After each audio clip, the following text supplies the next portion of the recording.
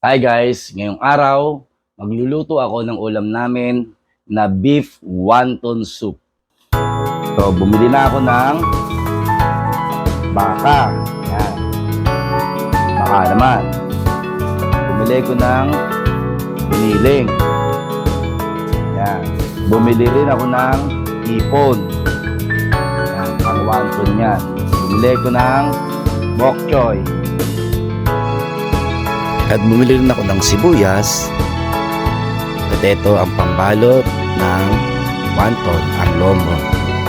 Ngayon iniwa ko na ang baka para sa paghahanda. At iniwa ko na rin ang sibuyas. At ito ay mabilisan lamang.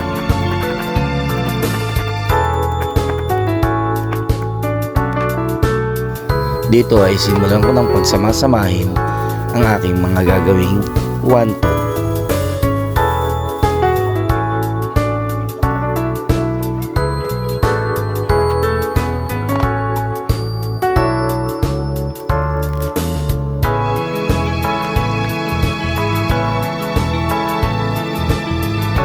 Sa part na to pala ay napakuluan ko na ang baka at inilagay ko na ang sibuyas.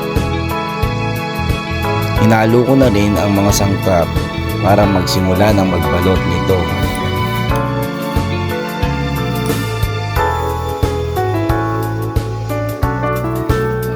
Nagkanaw na rin ako ng pampapahid ko para sa pagdikit ng wrapper.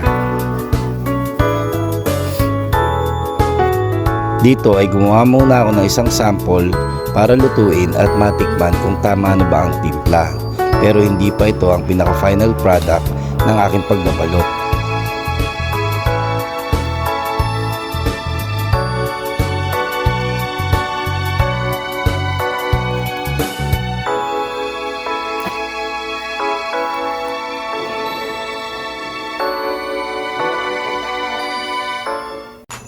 So ito na nga ang aking final product, and bye bye sa inyong lahat.